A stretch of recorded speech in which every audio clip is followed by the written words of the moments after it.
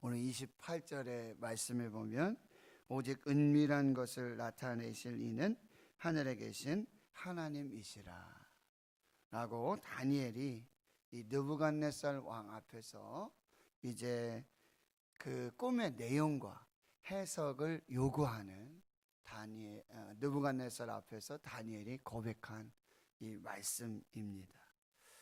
다니엘 2장에 보면은 이제 느부갓네살 왕이 꿈을 꾸고 그 꿈의 내용도 모르고 더구나 이제 해석을 모르기 때문에 번민합니다.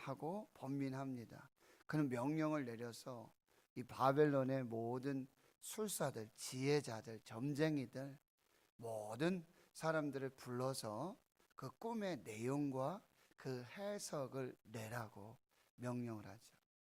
그렇게 하지 않으면 모두 다 죽이겠다라고 하는 것입니다. 여기서 우리가 한번 생각해 볼 것은 세상 나라, 세상 임금들, 세상의 왕은 그 권력을 가지고 사람을 죽이는 일을 행합니다. 이게 세상 나라의 법칙이에요. 애굽의 바로 왕이 모든 사람을 죽이는 정책을 써요. 특별히 하나님의 백성들, 하나님이 선택한 이스라엘 백성들, 아들 낳으면은 날강에 던지고 다 죽이라. 이게 하나님을 믿지 않는, 하나님을 모르는 세상 나라, 세상 왕들의 어떤 자기 권력, 자기 힘을 드러내는, 그것이 나는 생명의 주관자다, 나는 모든 권력을 가지고 있기 때문에, 모든 주권자이기 때문에 특별히 생명을 좌지우지할 수 있다. 그걸 가지고 자신의 권력, 자신의 주권을 드러내는 도구로 씁니다. 예수님 태어나실 당시에도 헤롯 왕은 2살 이하의 남자아이들을 다 죽이는 정책. 로마 제국 시대에 특별히 네로 왕이라든지, 세상 권력자들은요, 세상 주권자들은, 하나님을 알지 못하는 사람들은 하나님의 백성들을 죽임으로, 그 생명을 해함으로 자기의 주권과 자기의 능력을 과시하는 그 도구로 씁니다. 그런데 하나님의 나라, 하나님의 사람, 하나님의 백성들, 하나님께서는 그 생명의 주권이 하나님께 있음을 드러내신다. 그래서 애굽 왕 바로의 그 정책 속에서도 유월절 어린 양을 잡게 하시고 그 피로, 그 은혜와 능력으로 거기에서 생명과 구원의 역사를 이루어 나가죠. 홍해 앞에서 뒤로 오는 애굽의 이 바로의 병거들, 군사들 앞에서도 하나님께서는 홍해를 가르시고 여리고를 무너뜨리시고, 그래서 생명의 주권이 하나님에 있음을, 그 은혜와 능력을 드러내신다라고 하는 것입니다. 하나님의 백성들은요, 또 특별히 그런 위기, 그런 생명의 위협 속에서 세상 권력자들은, 이 느부갓네살 왕은 누구를 찾아요? 지혜자들 찾아요. 세상의 지혜자들, 술사들, 사람들을 찾아요. 그런데 하나님의 백성들은 하나님을 찾습니다. 이게 다른 거예요. 하나님을 모르는 사람들은 사람을 찾고 권력을 찾고, 그런데 하나님의 백성들은, 하나님의 사람들은 그 위기 속에서 하나님을 찾게 되는 것입니다. 어제 말씀에도 여러분 보셨지만 14절 이하의 말씀에 보면은 이제 다니엘이 명철하고 지혜로운 말로 왕의 근위대장 아리오에게 이 상황을 묻고요. 그리고 이제 16절에 보면 들어가서 왕께 구하기를 시간을 주시면 왕에게 그 해석을 알려드리이다. 이 시간이 무슨 시간입니까? 기도하는 시간입니다. 다니엘은 왕을 찾지 않고, 사람을 찾지 않고, 권력을 찾지 않고, 그런데 여러분, 이게 바로 생명의 주관자가 역사의 주관자가 누구이신지를 분명하게 보여주고 있는 거예요. 여러분 지금 보세요. 바벨론 느부갓네살 왕, 그 나라, 그 역사 속에서 여러분 겉으로 보시면은 이 다니엘의 생명을 좌지우지하는 사람이 누굽니까? 이 바벨론의 왕 느부갓네살이에요. 그 명령 하나면, 그 대답 하나면은 다니엘은 죽을 수도 있고 살 수도 있다는 거예요. 그게 현실이에요. 그게 팩트입니다.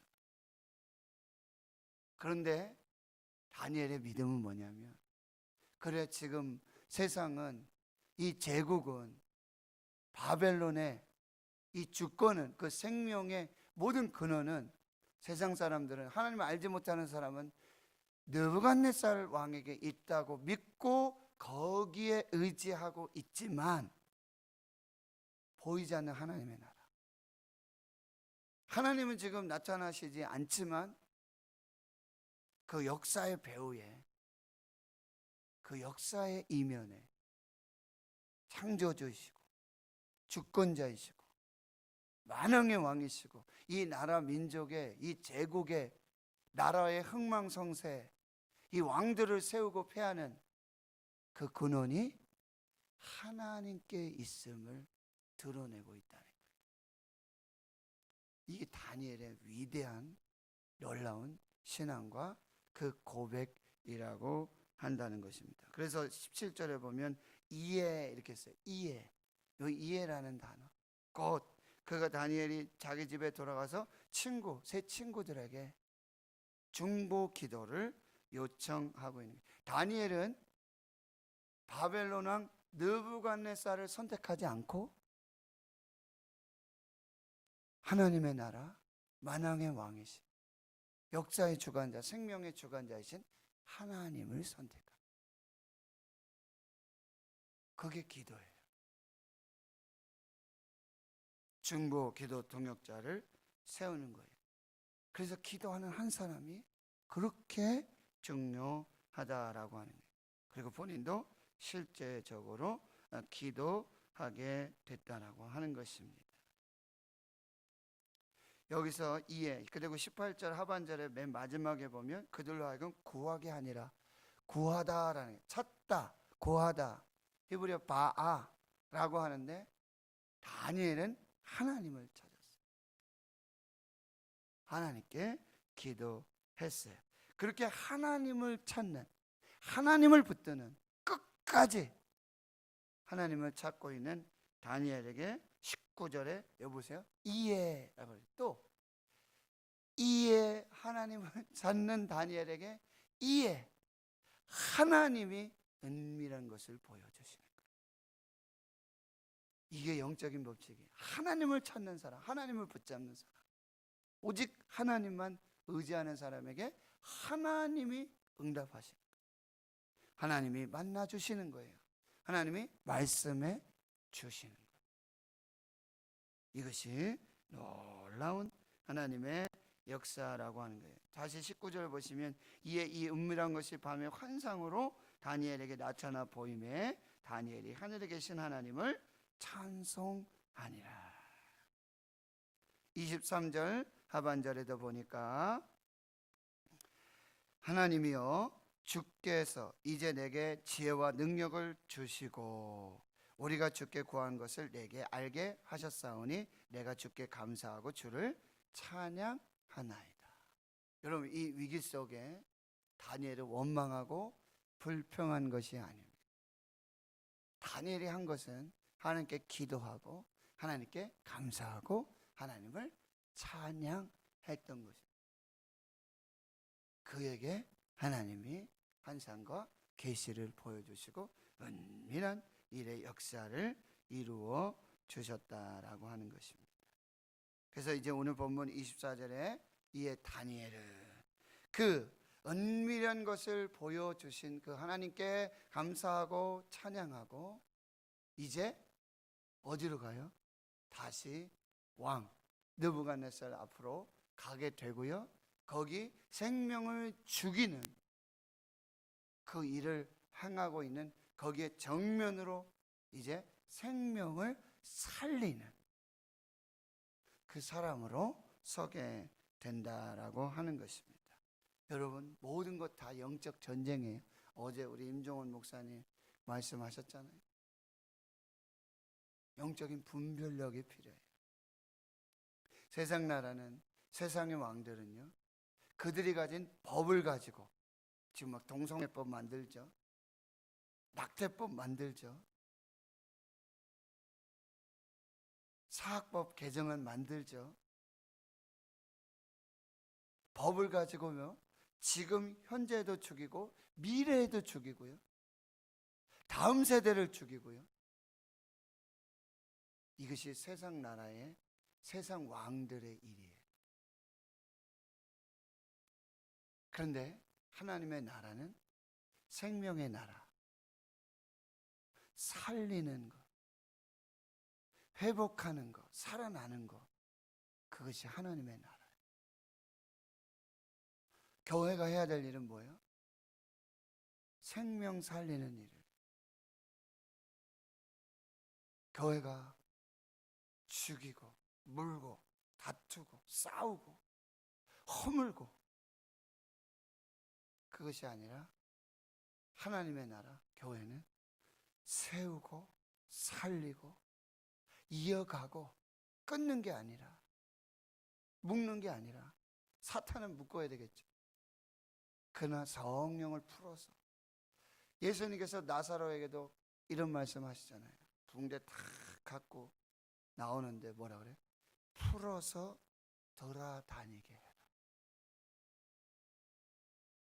생명을 살려서 그 묶임을 풀어서 돌아다니며 뭐예요?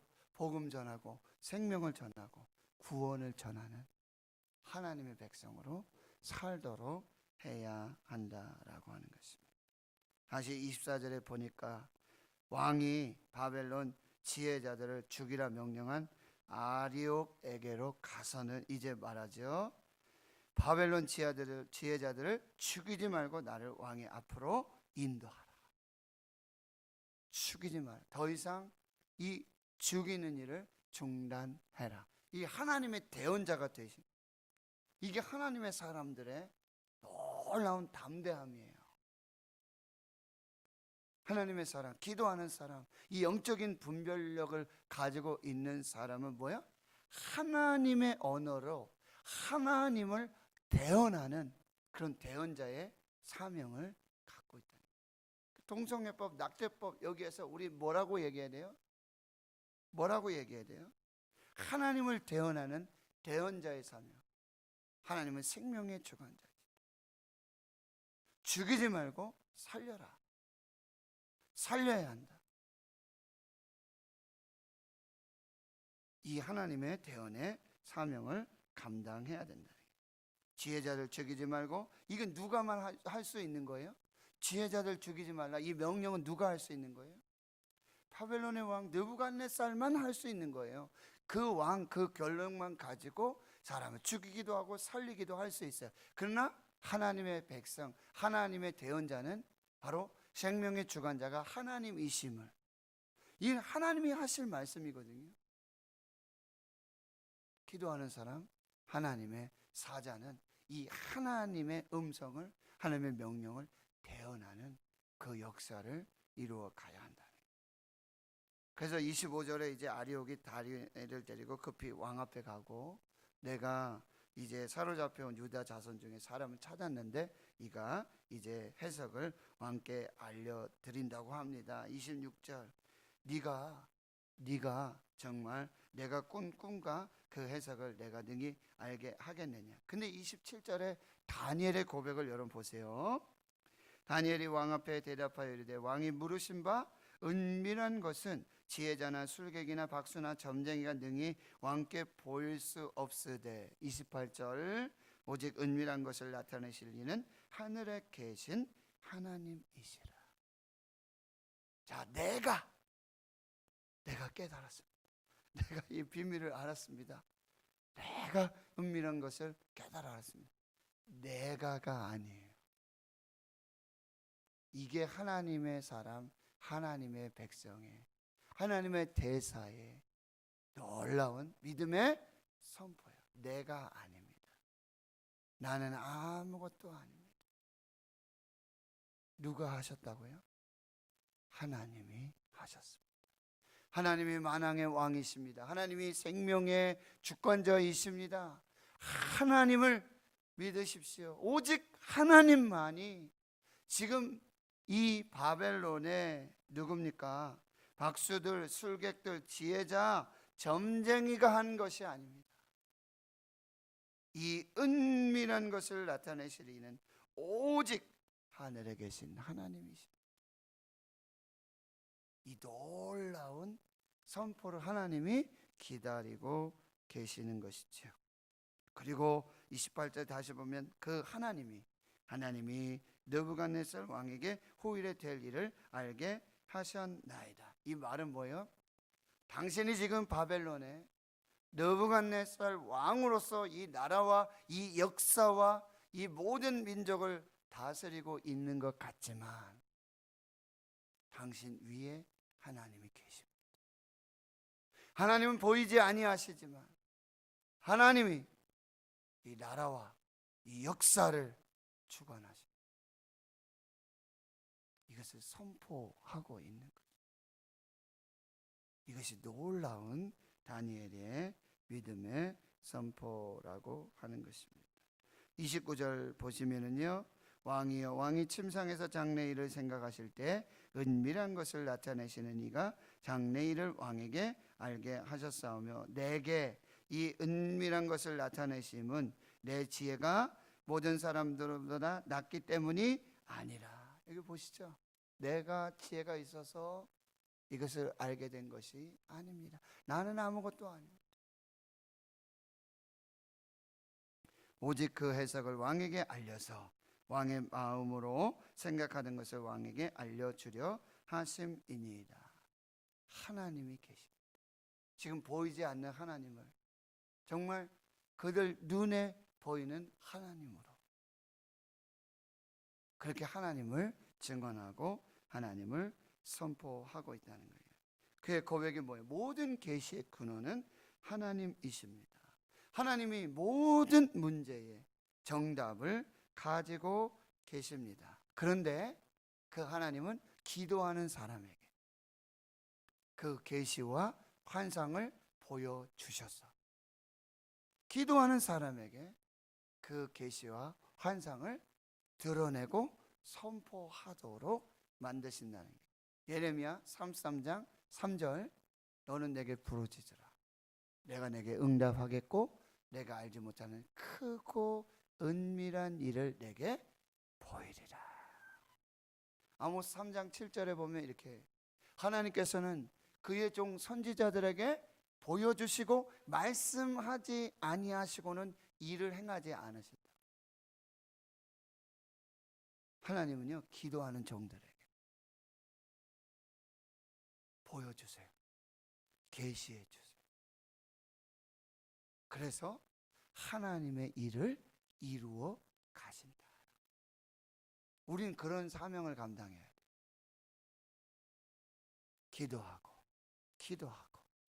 기도하는 자에게 보여주시는 그 은밀한 일들, 환상과 계시를 깨닫고 하나님 믿지 않는 자들에게, 하나님을 모르는 사람들에게 이 하나님의 계시, 환상을 선포하고 하나님의 나라를 세워가는 하나님의 백성들이 되어야 하겠다라고 하는 거예요. 고린도전서 여러분 4장에 보면 사람이 마땅히 우리를 하나님의 비밀을 맡은 자로 여길지어다. 우리는 어떤 사람이에요? 하나님의 비밀을 맡은 자들이다. 근데 하나님께서는 그 비밀을 뭐예요? 기도하는 사람. 그리고 그 맡은 자들에게 구할 것은 충성이니라. 골로새서 여러분 2장 2절 3절에 보면은 이 하나님의 비밀이 누구냐면 그리스도라 그랬어요. 어제 목사님 말씀하셨잖아요. 그리스도. 예수는 그리스도. 하나님의 비밀은 누구에게? 그리스도에게. 그리고 그 지혜와 지식의 모든 보화가 그 예수 그리스도 안에, 하나님의 비밀인 예수 그리스도 안에 감추어져 있다. 우리는 하나님의 비밀을 맡은 자로, 모든 하나님의 비밀 계시, 이 모든 것이 예수 그리스도 안에 있다. 예수 안에 모든 정답이 있어요. 예수가 길이에요. 예수가 생명입니다. 예수가 능력입니다. 예수가 구원입니다. 예수가 모든 능력의 근원이죠. 이것을 우리는 반드시 깨닫고 붙들어야 한다는 거예요. 그래서 31절에서부터 이제 다니엘이 그 꿈을 이제 말해주고 있어요. 큰 신상 보았는데 바로 머리는 순금이고 가슴과 두 팔은 은이고 배와 넓적다리는 노시고 종아리는 쇠고 그 발은 얼마는 쇠고 얼마는 진흙인데 손대지 아니한 돌, 뜨인 돌이라 그랬죠. 그 신상의 쇠와 진흙의 발, 그 가장 약한 것, 그 낮은 그 진흙의 발을 쳐서 부서뜨리는데 결국 그 쇠와 진흙, 놋과 금과 은이 다 부서지고 여름 타장 마당에 겨같이 되어 바람에 탁 날려가 버리게 되고요. 그런데 그 우상을 친 돌, 손대지 아니한, 조각하지 않고 뜨이지 아니한 그 돌은 태산을 이루어 온 세계 가득하였습니다 라고 꿈을 알려줘요. 이제 내일 새벽에 보면 그 해석이 나오게 되겠죠. 이 큰 신상, 바로 세상 나라와 그리고 하나님의 나라를 대조하여서 우리에게 말씀하시고, 여기 5가지 재료가 있죠. 금, 은, 동, 그렇죠? 그리고 쇠, 진흙, 이런 것들은 뭐예요? 바로 이제 바벨론 이후에 있어지는 시대와 세대 제국들, 바벨론, 그 다음에 페르시아, 헬라, 그리스, 로마, 이렇게 이어지는 그 역사와 시대를 이제 상징하게 된 것이죠. 이건 뭐예요? 하나님의 뜻대로 역사가 진행된다. 역사의 주관자는 하나님이시다. 그런데 세상 나라의 특징은 뭐예요? 갈수록 쇠퇴해져 가요. 여러분, 이게 맞지 않는 얘기인 것 같죠? 갈수록 세상 나라는 더 발전해가지고 과학도 발전하고 뭐 더 눈부시지 않습니까? 더 놀랍지 않습니까? 아니에요. 그래서 세상 나라는 더 발전해가고 더 완전해져 가는 것 같지만 세상 나라는 결국 심판받고 멸망받을 나라예요. 계시록의 핵심이에요. 그 큰 성 바벨론은 결국 멸망이고 심판을 받습니다. 하나님의 나라는 영원해요. 금 얼마나 재련이 되고 은, 동 뭐, 그런데 하나님의 나라는 뜨이지 아니하는 돌, 손대지 않아요. 투박하고 아무것도 아니고 거기 무슨 능력이 있을까? 하나님의 나라만 영원해요. 하나님이 영원하시기 때문이고, 그 영원한 하나님의 나라는 날마다 새롭고 새로운 그 창조 역사들이 나타나게. 그래서 우리는 겉사람은 후패하지만 그 속사람은 날로 새롭게 하나님의 나라, 하나님의 백성으로 살게 되어진다라고 하는 것입니다. 영적 전쟁입니다. 여러분, 시대와 이 상황을 하나님의 말씀의 계시, 말씀의 계시로 또 기도하시면서, 기도하는 종들에게 이 말씀의 뜻을 해석해 주세요. 그래서 여러분, 세상을 분별하고, 세상은 죽음, 심판, 죽이는 일에 혈안이 되어 있어요. 우리는 살리는 일에, 생명을 위해서 영원한 하나님의 나라의 백성으로 사시는 그 은혜와 복이 있기를 주의 이름으로 축원합니다. 하나님, 멸망 받지 않을 것 같고